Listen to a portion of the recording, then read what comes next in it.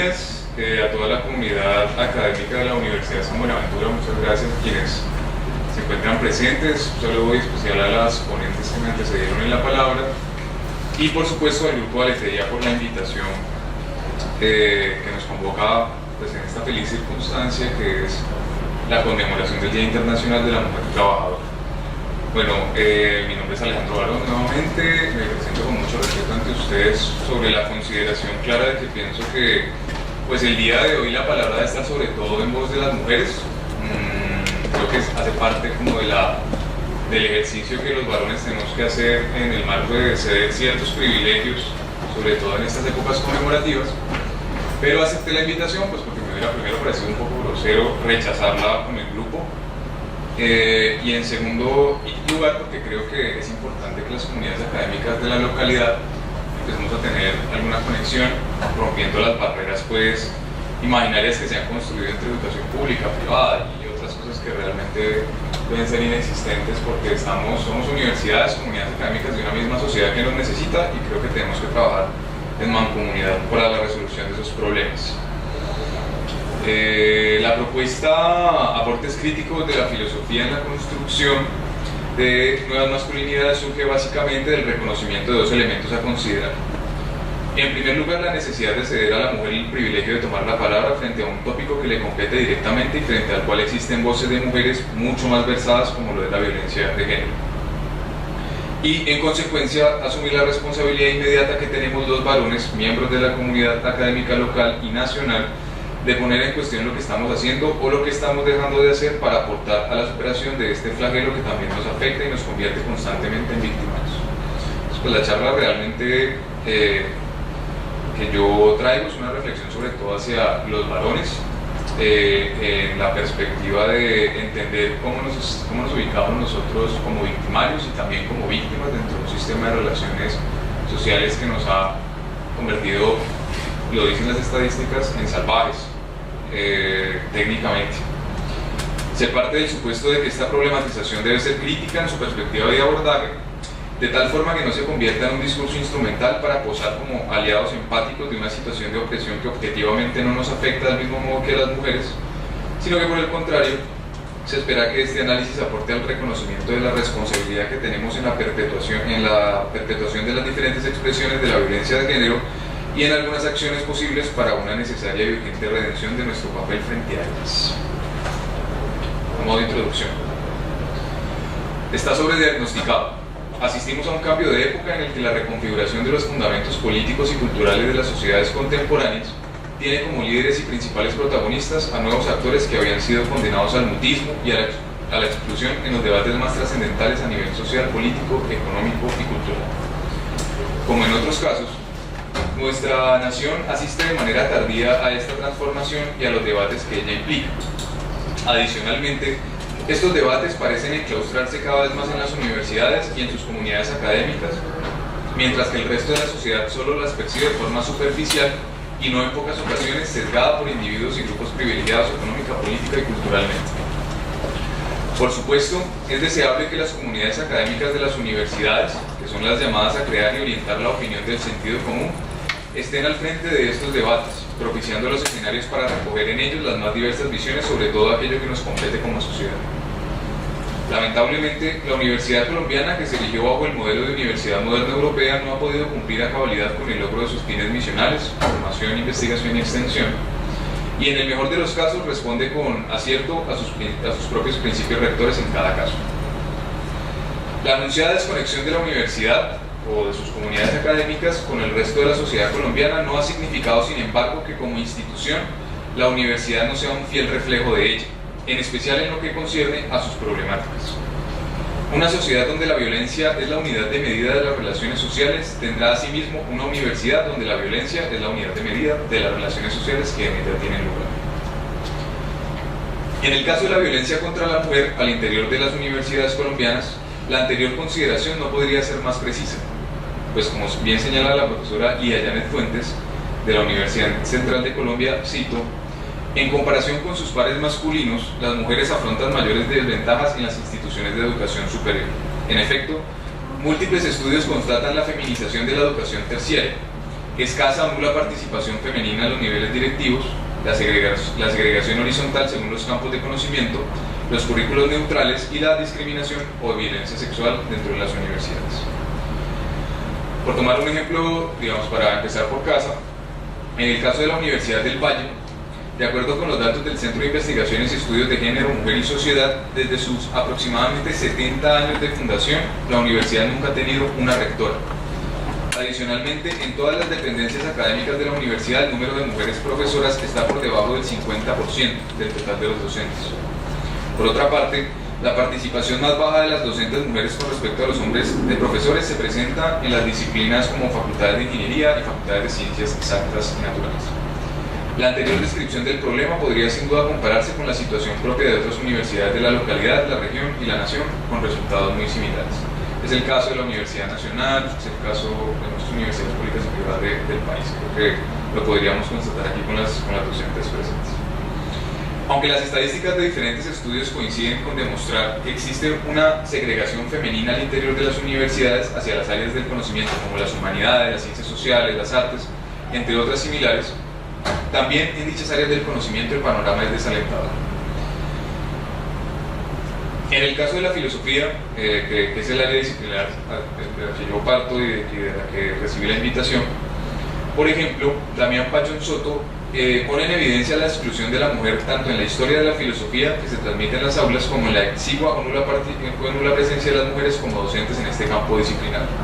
En su artículo de opinión sobre nuestro patriarcado filosófico, este autor advierte: en las facultades de filosofía del mundo la presencia femenina es mínima. En Colombia la presencia de la mujer en las facultades de filosofía mantiene el mismo patrón. Para solo mencionar 4 ejemplos, en la Universidad de los Andes hay solo 3 mujeres de un total de 12 docentes de planta, 25% de la planta. En el Instituto de Filosofía de la Universidad de Antioquia, donde aparecen más de 30 docentes, solo hay 8 docentes mujeres. En la Universidad Javeriana hay 5 mujeres entre un profesorado de planta de 22 docentes. Un caso dramático es el Departamento de Filosofía de la Universidad Nacional de Colombia, donde solo hay una mujer entre los 18 docentes, lo que equivale a solo el 5,5%. Y así se repite el patrón en otras facultades. En el caso de la Universidad del Valle, por ejemplo, solo tenemos 2 docentes nombradas dentro del Departamento de Filosofía y una planta docente de aproximadamente 18-19 docentes nombrados. Como puede observarse, la universidad constituye una institución que no escapa a las condiciones de la sociedad a la que pertenece, sin distinción del área disciplinar en la que se quiera circunscribir la problemática. De esta realidad se derivan una serie de retos que las comunidades académicas debemos afrontar para hacer de nuestras universidades entornos plurales, incluyentes y verdaderamente democráticos. Sin duda, estos retos desbordan la capacidad de dichas comunidades que se hallan profundamente fragmentadas y hendidas por el modelo de departamentalización universitaria. Los problemas que aquejan a las sociedades contemporáneas en general y a la sociedad colombiana en particular son de un grado de complejidad tan amplio que no resisten el abordaje disciplinar que hoy se replica en nuestras universidades y que profundiza el efecto de torre de marfil que nuestras académicas y académicos reproducen. Los problemas complejos de esta sociedad requieren soluciones igualmente complejas, pensadas en el seno de las comunidades académicas que establezcan diálogos transdisciplinares que no fragmenten la condición humana y que la reconozcan en su carácter polifacético. Sin duda, la violencia de género y en especial la violencia contra la mujer es una problemática social de una complejidad que exige de la academia valoraciones transdisciplinares que aporten efectivamente a su superación. En reconocimiento de lo anterior y para efectos de la reflexión que aquí se propone, es pertinente advertir que los anunciados aportes críticos de la filosofía solo pueden ser relevantes en el marco de un estrecho diálogo con otras disciplinas. No debe entonces admitirse, por ejemplo, el abordaje de problemas existenciales de los sujetos contemporáneos como problemas vedados al análisis psicológico o historiográfico, como si fueran problemas estrictamente filosóficos. No es posible entender las lógicas del consumo ubicadas únicamente desde el etos disciplinar construido por la economía y las denominadas ciencias administrativas. Una conclusión parcial e introductoria a las cuestiones que convocan esta reflexión implica la necesidad de que las comunidades académicas resuelvan sus contradicciones internas, en especial su fragmentación y su poca capacidad de extensión social de lo que ella produce, de la movilidad social de quienes forman y de los intereses y las necesidades a los que responde y hacia dónde se orientan sus fines misionales. Bueno, esa introducción se constituye una reflexión que implica, particularmente para el caso de la filosofía, de las humanidades, y yo lo extendería hacia las ciencias sociales, de una conciencia clara del papel que las comunidades académicas jugamos en relación a los problemas sociales que azotan a la comunidad vallecaucana y a la comunidad colombiana, y que son valorados siempre desde una perspectiva unidisciplinar, muy fragmentada en relación a cómo se analizan los problemas, particularmente los problemas de violencia, que son, insisto, unidad de medida de nuestra sociedad. Y esto ha propiciado un aura de desconexión real de la manera en cómo se abordan las problemáticas a la sociedad. Entonces, segmentamos, por ejemplo, los estudios de género a un grupo selecto de docentes, para pasa en la Universidad del Valle, y no buscamos que se integre a la transdisciplinaridad de los análisis económicos, filosóficos, psicológicos, historiográficos, que constituyen el fenómeno de la violencia en nuestro país, como se ha demostrado bastante. Es un reto que las comunidades académicas tenemos que afrontar, y en el que particularmente las disciplinas sociales humanas tenemos amplia responsabilidad, pues por ser la academia nuestro campo de desarrollo fundamental. Muchas gracias. Entonces, eso como primer lugar. Los problemas de género de los varones y las nuevas masculinidades. Tal como señala Karina Sandoval, los estudios de masculinidad surgen en diálogo con los diferentes avances y discusiones dadas por las teorías feministas para la comprensión del sujeto masculino y para visibilizar a los varones como actores dotados de género, aunque también en ocasiones se plantean en oposición a ellos. Como señalaba la primera docente de quien expuso, no recuerdo el nombre, hay una serie de tendencias dentro del amplio margen que constituyen los estudios de género, en donde unas vertientes que podríamos denominar, yo lo digo con respeto y entre comillas, más radicales, sugieren que los estudios de género deben observar al sujeto varón como el sujeto victimario, etc. Hay otras vertientes que se han preocupado por analizar al varón como un sujeto dotado de género y el que, digamos, el objeto de estudio es efectivamente importante porque es algo con lo que coincido y es una posición de la que claramente acepto y parto. Los varones estamos atravesados por los mismos marcos de socialización que las mujeres en una sociedad que es profundamente patriarcal y desigual, y en esa medida nos volvemos victimarios, pero también somos víctimas del sistema de relaciones sociales.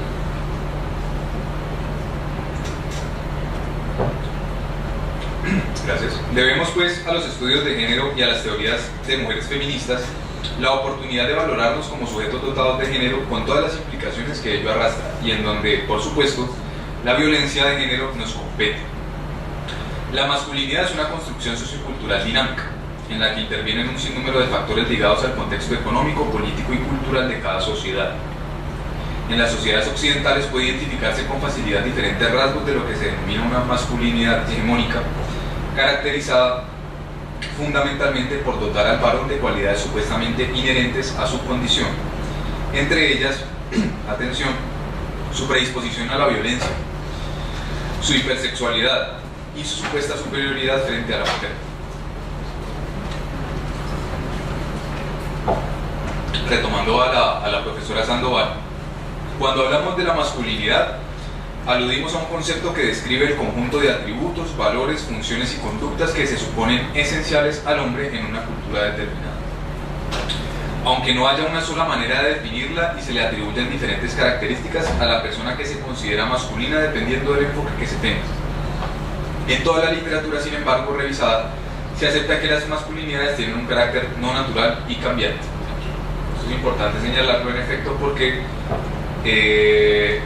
rompemos con el paradigma de estudio eminentemente biológico de que los varones estamos dotados de unas cualidades que son inherentes a nuestra naturaleza y que nos han condenado realmente violentamente a un modelo pues, de socialización nefasto en el que se supone somos violentos por naturaleza en primer lugar, superiores a todas luces falaz y hipersexuales.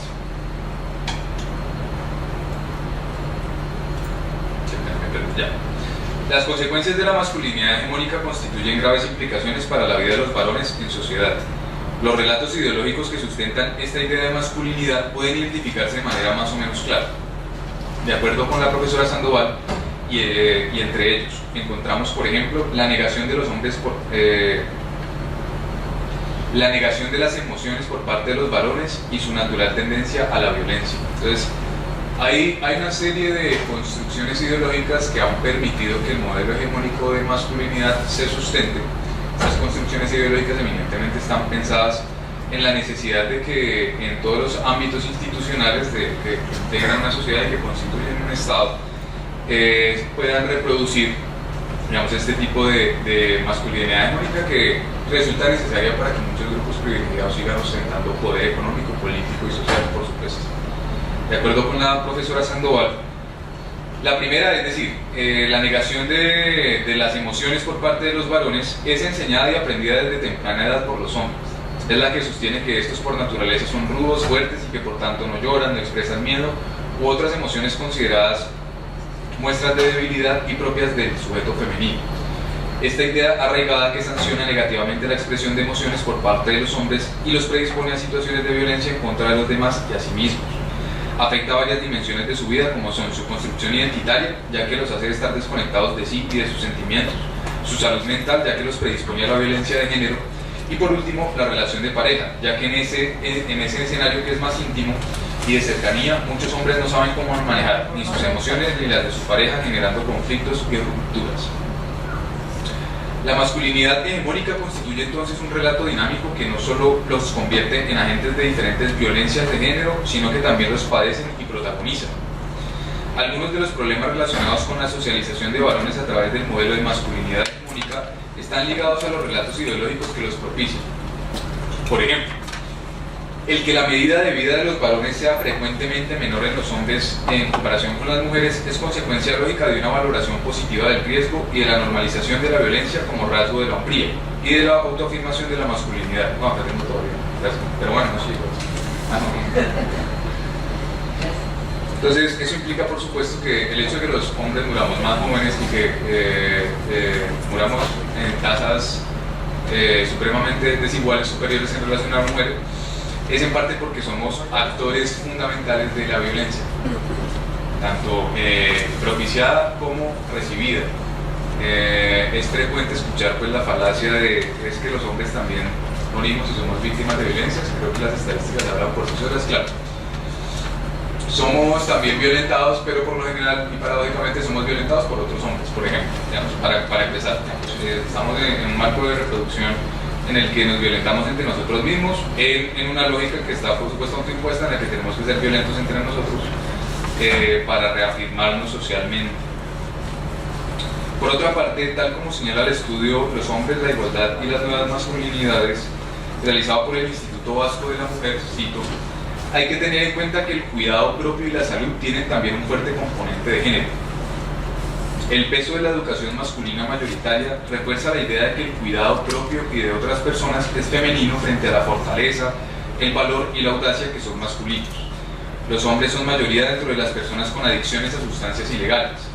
Asimismo, los hombres son protagonistas de la comisión de la inmensa mayoría de los delitos y ello explica su alta presencia en la población penitenciaria. También se presenta desproporcionada la prevalencia de los hombres en las tasas de suicidio. El fracaso escolar de los hombres es muy superior al de las mujeres y crece especialmente en el tramo de la edad de la adolescencia, donde por supuesto se están reafirmando valores de socialización. Entonces, hay una preocupación que surge evidentemente de estos datos y es muchos hombres, en vez de estar preocupados por el avance que es justo y necesario que tiene la mujer en relación al acceso al escenario público dentro de la sociedad, deberían estar puestos en los problemas de género que el modelo de masculinidad hegemónica genera para los mismos hombres. Somos más violentos, somos más delincuentes, somos más drogadictos, somos más propensos a ir a la cárcel, a morir más temprano. Digamos, hay cosas que evidentemente deberían llamar un poco más la atención. Es evidente que la multiplicidad de problemas que lleva consigo la masculinidad hegemónica anuncia la necesidad de pensar nuevas formas de ser hombres en una sociedad que nos ha relegado el papel de victimarios y cómplices de las más variadas expresiones de la violencia de género, incluida aquella que nos afecta a nosotros mismos. Son múltiples las estrategias que han empezado a emplearse para contrarrestar los nocivos efectos de la reproducción social del modelo de masculinidad hegemónica. Los círculos de hombres, la redistribución pactada del trabajo doméstico, la transformación institucional de entidades públicas y privadas con base a perspectivas de género, entre otras. Todos estos valiosos esfuerzos nos brindan una posibilidad de construir un camino de escape al terrible flagelo de la violencia contra la mujer. Con motivo de la reflexión que origina este trabajo, es importante avanzar en la descripción de lo que se consideran los aportes críticos de la filosofía en la construcción de esas nuevas masculinidades. Y a continuación se concluirá esta breve reflexión desde dicha perspectiva. Al hablar de aportes críticos, estamos en primera medida tomando una distancia clara de aquellos discursos hegemónicos o normalizados sobre los que se consideran buenos o verdaderos aportes al avance en términos de la igualdad de género. En segunda medida, son críticos porque desde una perspectiva académica pretenden entablar un diálogo con otras disciplinas académicas que complementen los esfuerzos minados por la fragmentación de las universidades. Y por último, se suponen críticos en tanto pretenden debatir los fundamentos y relatos ideológicos sobre los que se sustenta la idea de un solo tipo de masculinidad hegemónica deseable para todos los varones, sin distinción de sus particularidades como actores individuales y colectivos, sujetos a una historia pública. Esos aportes, digamos, en términos de soluciones pragmáticas, en una tendencia de resolución de un problema que se considera urgente como es la violencia contra la mujer, contra los hombres dentro del modelo de socialización de la masculinidad hegemónica, me parece que pasan por tres elementos. Y insisto, lo primero es entender que ninguna disciplina puede dar aportes sustanciales en realidad a la resolución de un problema que es muy fáctico, como es el problema de la violencia contra la mujer, en la medida en que no establezca diálogos interdisciplinares, transdisciplinares mejor, que propendan a buscar soluciones muy prácticas a esas situaciones. Si no, pues muy lamentablemente nos vamos a encontrar cada 8 de marzo con las tasas más altas, etcétera, etcétera. La idea es ir avanzando hacia esos elementos. La academia ha evidentemente perdido una amplia conexión con la posibilidad de brindar alternativas de resolución de problemas. Nos hemos quedado pues, publicando artículos y otras cosas que son muy válidas, pero que necesitamos como extender un poco más a la sociedad. Esos aportes yo los encaminaría en tres. Evidentemente no agotan pues, la discusión, mucho menos no es la pretensión, pero creo que son aportes que son urgentes que para empezar desde mi campo disciplinar, que es la filosofía, en diálogo con otras disciplinas se podrían hacer. Lo primero es desmitificar y desnaturalizar la violencia. La desmitificación parte por el reconocimiento, bueno, y cuando se habla de aportes críticos, por supuesto aquí quiero confesarlo, pues se parte de una lectura pues, marxista del problema. La desmitificación y la naturalización de la violencia, en la medida en que, por supuesto, los grupos privilegiados económica, social y políticamente han construido una lectura completamente desterritorializada de lo que es el ejercicio de la violencia. Nuestra propia existencia como nación, lo sabemos, se debe a un proceso de revolución armada. Los grandes cambios de la sociedad en diferentes épocas se han debido a procesos de violencia. Y pareciera ser que el discurso institucional de la negación de la violencia, particularmente para el caso colombiano, es bien importante porque pues, sabemos que los 60 años de conflicto social, político y armado han hecho que la violencia se vuelva un tópico eminentemente institucional y un relato eminentemente institucional. Pero resulta y pasa que ese alejarnos de la violencia como un fenómeno que es cotidiano, que está cercano, ha hecho que la sociedad colombiana desvirtúe completamente las formas de violencia que no son totalmente explícitas, y aún las que son completamente explícitas parezcan pasar desapercibidas. Entonces, yo siempre pongo un ejemplo que es clásico en el proceso de paro pues, de las universidades públicas, cuando uno se encuentra en la calle hablando con unas personas que no tienen acceso a la educación superior y por supuesto acceden a una información muy sesgada. Resulta que la población promedio rechaza tajantemente la violencia del estudiante que se encapuchó y saqueó y tiró la piedra y no sé qué, sin ser prejuicioso y sin moralizar el problema, que es un problema que hay que analizar, lo he dicho yo aquí en múltiples dimensiones. Esa misma persona que rechaza esa violencia que es ejercida desde los sectores populares, desde los sectores pocos privilegiados, es el tipo que llega a la casa y le pega a la muerte. Es el tipo que se le atraviesa al otro en la calle y HP para arriba. Entonces, somos una sociedad que ha naturalizado completamente la violencia y paradójicamente la mitificó. Está en contra de la violencia totalmente, se alarma pues porque la guerrilla y tal, pero no se da cuenta que la violencia está completamente naturalizada en todos los marcos de socialización de Colombia, cual es una tarea inminente que tienen las disciplinas humanísticas, particularmente la filosofía, redefinir la violencia como algo que es inherente a la condición humana, nos parezca o no lamentable, y como todas las cosas que son inherentes a las condiciones humanas, pues son maleables y son propensas de ser completamente trabajadas en el marco de la educación, trabajadas en el marco del derecho, del Estado, de la psicología, de la historia. La crítica, segundo punto, la crítica a los objetos de consumo cultural estético del mundo contemporáneo. Referida, creo que es explícito, pero me merece una ampliación breve. Creo que las comunidades académicas, como garantes del estado de opinión de una sociedad como la colombiana, que entre otras cosas accede a una información muy parcializada, tenemos la responsabilidad de empezar a ser más críticos, y una crítica que exacerbe las cuatro paredes de la academia frente a lo que sobre todo los jóvenes consumen culturalmente. Hoy en día los consumos culturales evidentemente son mucho más amplios, las tecnologías de la información y la comunicación lo permiten. Entonces tenemos series, realities y toda una serie de medios de comunicación que están reproduciendo, particularmente en este caso, por ejemplo, las formas hegemónicas de masculinidad, mientras que en la academia nos estamos preguntando por qué, a pesar de los avances teóricos que tenemos en relación a la identificación de los problemas, se sigue perpetuando la violencia y se siguen perpetuando estos modos de ser de los hombres. Claro, pues usted va y se ve la agencia y se da cuenta que entonces le están imponiendo el tipo que se tiene que ver como el de Calvin Klein, que tiene que ser el macho hipersexualizado, etcétera, etcétera, y nuestros jóvenes están consumiendo eso cotidianamente. Entonces la idea es vetar la libertad de expresión. No, porque digamos se reafirmaría pues la necesidad de que esto realmente sea un proceso consciente que trascienda generaciones. Pero nuestra responsabilidad, más allá de vulnerar el derecho a la libertad de expresión, estaría en poder propiciar elementos de crítica que lleguen a las instituciones escolares, que lleguen a otros espacios de socialización, en donde los estudiantes, jóvenes, adultos también por supuesto, tengan la oportunidad de mirar con ojo crítico los consumos culturales.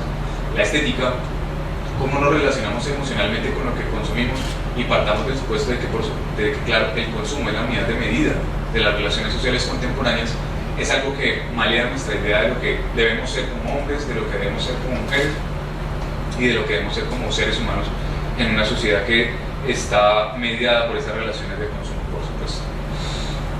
Y tercero, la redefinición epistemológica de saberes y métodos de acceso al conocimiento. Esto, porque particularmente me parece que es un aporte importante de las comunidades académicas al problema de las masculinidades hegemónicas.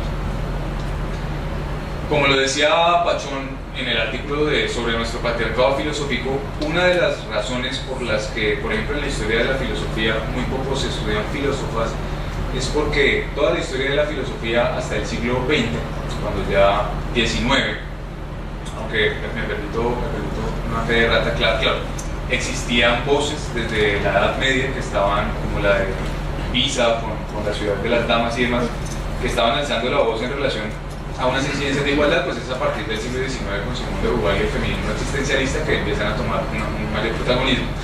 Antes de eso, toda la historia de la filosofía, desde Platón hasta Descartes, había defendido la idea de que el sujeto femenino era un sujeto carente de pensamiento, de posibilidad, y eso anuló completamente la mujer en la historia de la filosofía, y en general en la historia de las grandes esferas del pensamiento de las diferentes disciplinas.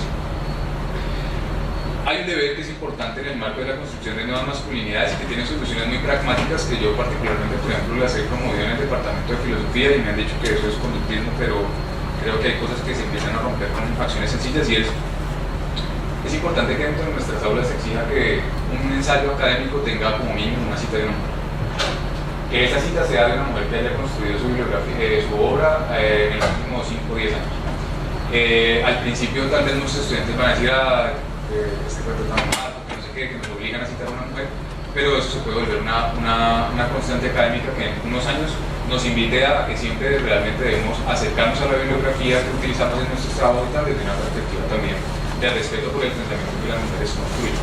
Solo partiendo de acciones, digamos, tan sencillas como esa, digamos, podemos empezar a cambiar un poco los imaginarios, que las comunidades académicas, que insisto, no somos ajenas a los problemas de violencia contra la mujer, perpetuamos lamentablemente dándoles discursos que permiten que se sostengan en el tiempo. Bueno, sin más, les agradezco mucho la atención y muchas gracias por la invitación nuevamente al grupo.